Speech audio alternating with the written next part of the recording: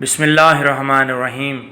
Japan کے ایک معروف سائنسدان ڈاکٹر مسارو ایموٹو نے انکشاف کیا ہے کہ آب زمزم میں پائی جانے والی خصوصیات دنیا کے کسی اور پانی میں موجود نہیں ہیں۔ انہوں نے نینو نامی ٹیکنالوجی کی مدد سے آب زمزم پر متعدد تحقیقات کیں اور معلوم ہوا کہ اگر آب زمزم کا ایک قطرہ عام پانی کے 1000 قطروں میں شامل کیا جائے تو عام پانی میں بھی وہی خصوصیات پیدا ہو جاتی ہیں جو آب زمزم میں ہیں۔ جاپان کے تحقیقی ادارے کے سربراہ نے اپنے ایک لیکچر میں بتایا کہ جاپان میں رہائش پذیر ایک عرب باشندہ سے آب زمزم ملا، جس پر متعدد تحقیقات کیں اور بتایا کہ آب زمزم کے ایک قطرے میں جو خفیہ معدنی جوہر موجود ہے، دنیا کے کسی پانی میں بھی یہ معدنی خاص نہیں پایا جاتا۔ اور سائنسدان آب زمزم کی خصوصیات کو بدلنے سے قاصر ہیں۔ آب زمزم کی ری سائیکلنگ کرنے کے بعد بھی اس کی خصوصیات میں کوئی کمی واقع نہیں ہوئی۔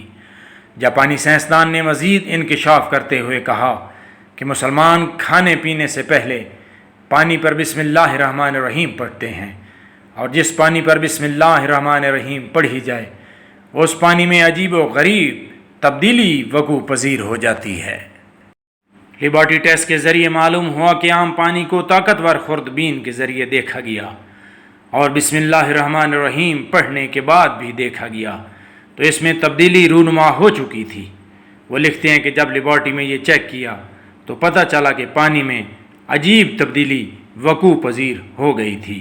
پانی پر بسم اللہ پڑھنے کے بعد اس خوبصورت بلور یعنی ایک قیمتی معدنی چمک اور جوہر پیدا ہو جاتا ہے۔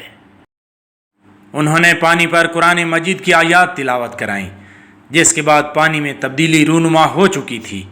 انہوں نے کہا کہ اللہ تعالیٰ نے پانی میں عجیب صلاحیتیں رکھی ہیں۔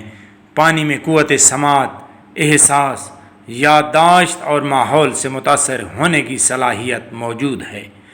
اگر پانی پر قرآن مجید کی آیات تلاوت کی جائیں تو پانی میں مختلف امراض کے خلاف شفا کی صلاحیت پیدا ہو جاتی ہے۔ پانی ماحول کے منفی اور مثبت حالات کا اثر قبول کرتا ہے۔ ڈاکٹر مسارو ایموٹو نے کہا کہ کرۂ ارض کی تمام مخلوقات، خواہ وہ جمادات ہی کیوں نہ ہوں، شعور رکھتی ہیں، اور اسی شعور کے نتیجے میں ہر ذرہ اپنے خالق کی تسبیح میں مصروف ہے۔ زمزم کا چشمہ دنیا کا سب سے پرانا چشمہ ہے جو آج تک جاری ہے۔ یہ بیت اللہ شریف سے تقریباً 150 فٹ مشرق کی جانب واقع ہے۔ 1971 میں ایک پاکستانی انجینئر طارق حسین جو جدہ میں بطور کیمیکل انجینئر کام کرتے تھے، آب زمزم کے چشمہ کی پیمائش کی، جس کی لمبائی 18 فٹ، چوڑائی 12 فٹ اور گہرائی 5 فٹ تھی۔ اور حیرت کی بات یہ ہے کہ آب زمزم کے چشمے کی پیمائش 1971 میں بھی وہی تھی جو 1400 سال قبل کھدائی کے وقت حضرت عبد المطلب علیہ السلام نے پیمائش کی تھی۔ اس کا مطلب یہ ہوا کہ آب زمزم کے چشمے میں آج تک کوئی کمی یا زیادتی نہیں ہوئی۔ ایک دوسرے پاکستانی انجینئر معین احمد نے بھی جو اس کام میں شامل تھے، ان کا بیان بھی قابل ذکر ہے۔ وہ کہتے ہیں کہ 1971 کی بات ہے کہ ایک مصری ڈاکٹر نے یورپی اخبار میں مراسلہ شائع کرایا کہ آب زمزم پینے کے ہرگز قابل نہیں ہے، یہ مضر صحت ہے۔ مصری ڈاکٹر نے یہ دلیل پیش کی کیونکہ خانہ کعبہ ایک ریتلی زمین پر واقع ہے جو سطح سمندر سے نیچے ہے، اور آب زمزم کا چشمہ مکہ شہر کے وسط میں واقع ہے، اس لیے شہر کا تمام گندا پانی آب زمزم میں جمع ہوتا ہے۔ مصری ڈاکٹر کی ہرزہ سرائی جیسے ہی شاہ فیصل کے کانوں تک پہنچی تو انہوں نے تحقیق کے ذریعے اصل واقعات سامنے لانے کا حکم دیا۔ شاہ فیصل نے مزید وزارت زراعت و آب و رسانی سے کہا کہ آب زمزم کے نمونے حاصل کر کے تمام یورپی لیبارٹریز میں بھیجے جائیں تاکہ قابل استعمال ہونے کے جدید سائنسی نتائج حاصل کیے جائیں۔ یورپی رپورٹ یہ آئی کہ آب زمزم میں فلورائڈ، میگنیشیم، کیلشیم کی مناسب اور متوازن مقدار موجود ہے۔ فلورائڈ جراثیم کش کے طور پر کام کرتی ہے، اور کیلشیم و میگنیشیم جسم کی تھکان کو دور کرتی ہیں اور تر و تازگی کو بحال کرتی ہے۔ یوں یورپی تجربہ گاہوں نے مہر ثبت کر دی کہ آب زمزم پینے کے لیے بہترین اور محفوظ ترین مشروب ہے۔ شہر مکہ کے چاروں طرف سخت پہاڑ ہیں اور مسجد حرام اس وادی کے سب سے نچلے مقام پر تقریباً 50 سے 100 فٹ نیچے واقع ہے، اور چشمہ آب زمزم اسی مقام پر واقع ہے جس میں پانی کی سطح تقریباً 40 سے 50 فٹ نیچے تک ہے۔ آب زمزم کے چشمہ کا منبع یا سر چشمہ حیرت انگیز طور پر طائف کے پہاڑی سلسلے سے بھی آگے تک پھیلا ہوا ہے۔ اس کا روٹ وہی رستہ ہے جس پہ حضرت بی بی ہاجرہ سلام اللہ علیہا پانی کی تلاش میں دوڑتی رہیں، جو سمندر کی الٹی طرف ہے۔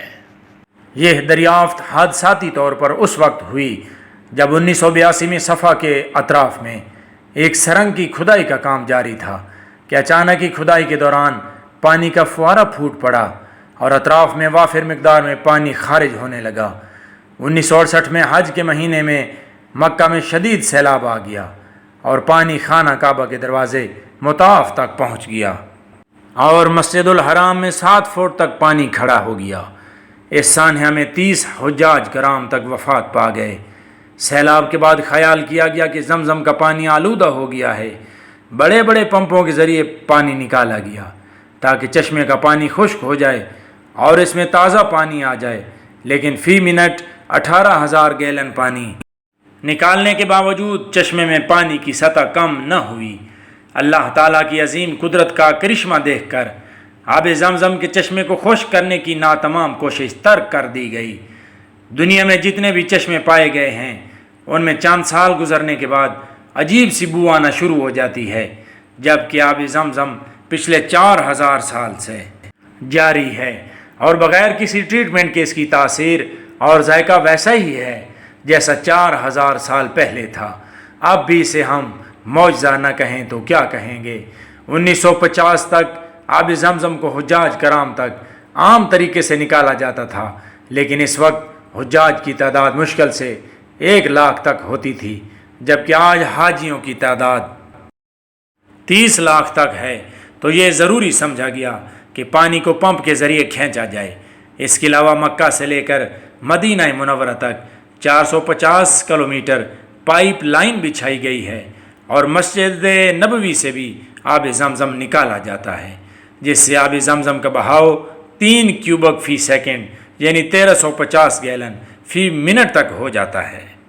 لاکھوں حاجیوں کو بغیر کسی وقفے کے پانی فراہم کرنے سے تمام آبی اور زیر زمین پانی کے قانون کی تھیوری اور نظریات ناکام ہو جاتے ہیں کہ یہ کیوں کر ممکن ہے۔